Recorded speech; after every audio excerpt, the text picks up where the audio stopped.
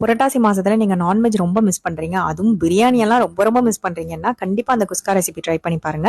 இது உங்களோட நான்வெஜ் கிரேவிங்க கண்டிப்பா சாட்டிஸ்ஃபை பண்ற மாதிரி இருக்கும். இது ஒரு 3 பேர் சாப்பிட்ற மாதிரி எப்படி செய்யறதுன்னு பார்க்கலாம். 3 ஸ்பூன் எண்ணெய், 2 ஸ்பூன் நெய் சேர்த்து பட்டை கிராம்பு மசாலா ஆட் பண்ணி 2 பல்லாரி 2 பச்சை மிளகா பொன்னிறமா வதங்கினதுக்கு அப்புறம் 1.5 ஸ்பூன் காஷ்மீரி சில்லி ஆட் பண்ணிக்கோங்க. அதுக்கப்புறமா அரை கைப்பிடி அளவு புதினா கொத்தமல்லி, 2 ஸ்பூன் இஞ்சி பூண்டு பேஸ்ட், 1.5 தக்காளி இதையும் சேர்த்து நல்லா வதக்கிட்டு 1 ஸ்பூன் கர்ட் ஆட் பண்ணிக்கோங்க. நான் இந்த டம்ளருக்கு 1.5 டம்ளர் பொன்னி ரைஸ் எடுத்து 20 நிமிஷம் ஊற வச்சிருக்கேன். ஸோ 1.5 டம்ளர் அரிசிக்கு 2 டம்ளர் தண்ணி நான் வந்து சேர்த்திருக்கேன். நீங்க பாஸ்மதி ரைஸ் எடுக்கிறீங்க அப்படின்னா எப்பவுமே 1 டம்ளர் தண்ணி கம்மியாவே சேர்த்துக்கோங்க. இப்ப தண்ணி நல்லா கொதிச்சதுக்கு அப்புறமா ஊற வச்ச அரிசியை இதுல போட்டுட்டு நான் அரை எலுமிச்சம்பழத்தை விட கம்மியா வந்து சாறு எடுத்து வச்சிருக்கேன். அதையும் சேர்த்துட்டு தேவையான அளவு உப்பு போட்டு இதை வந்து நல்லா மிக்ஸ் பண்ணிக்கோங்க. இப்ப அரிசியும் தண்ணியும் சேம் லெவல் வந்ததுக்கு அப்புறமா 1 ஸ்பூன் நெய் ஊத்திட்டு ஒரு தோசைக்கல் வச்சு இதை தம் போட்டிருக்கோங்க 15 நிமிஷம்.